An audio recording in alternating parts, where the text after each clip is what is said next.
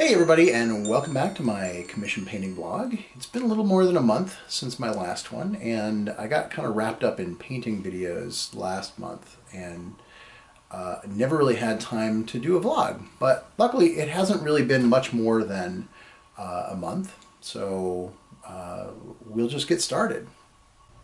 If you watched last month's video, then you saw the Convergence Army that I had worked on. And I had lots of things to say about the sort of trials and tribulations of that particular project. But the really awful conclusion of that project was this. I got an email not too long after shipping the project out, maybe a week and a half, 2 weeks, and I guess I had forgotten to send the tracking information on the project, which I like to do.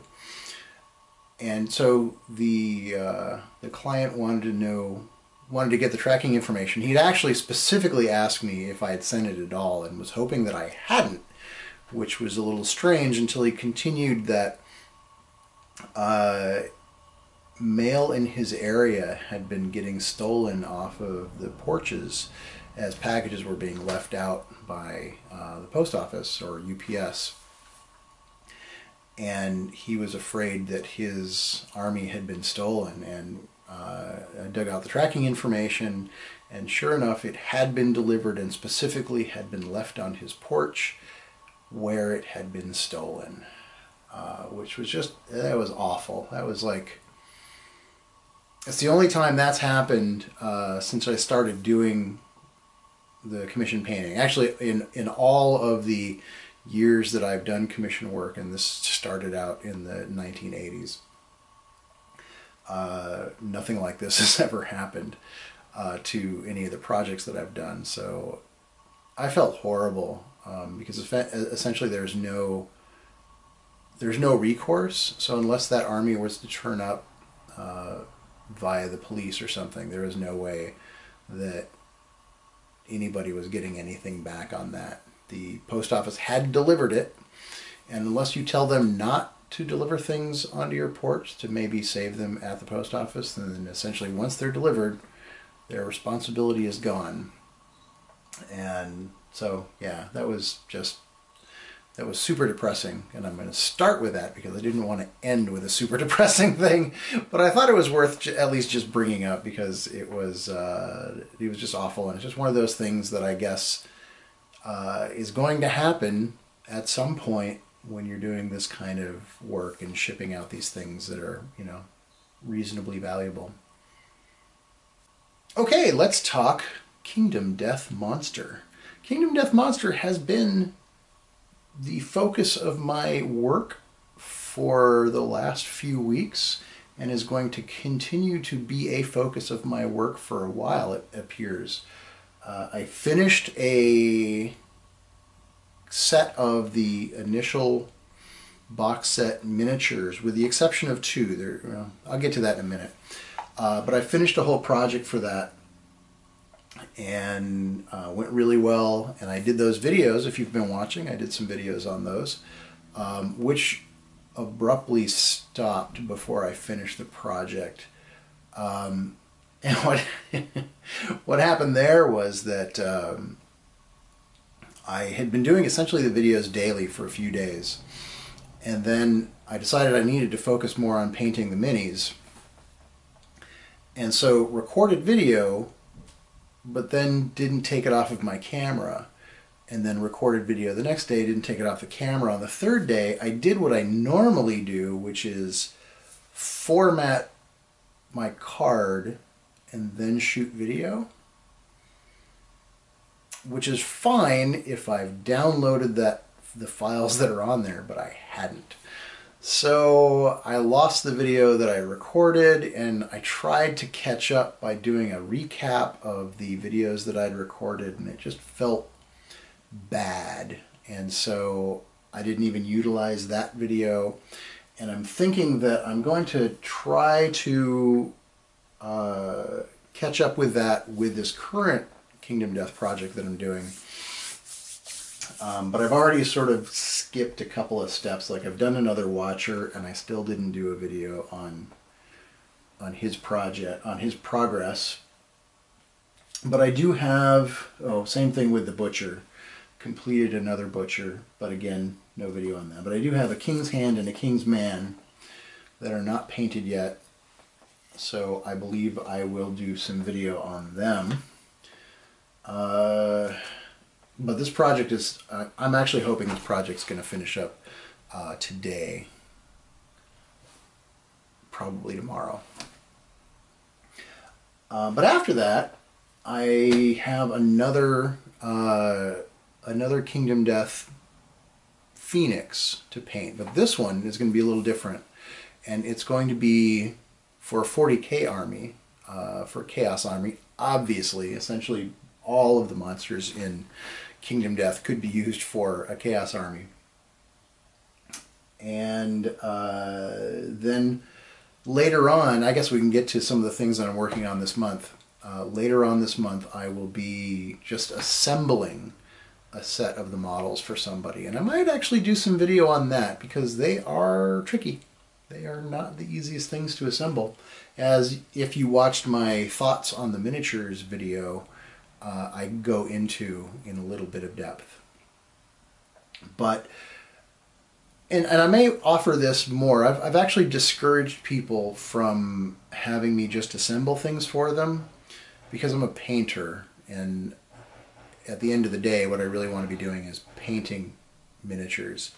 But in this case, it's a friend, he's local, and we worked it out so that he's going to pay me a certain amount of money to assemble all the minis so that he can use them. If he decides that he really likes the game and wants to invest in the painted minis, then he'll have me paint them, and I'll just deduct the cost of the assembly work from the painting, because normally that just gets rolled up into one price.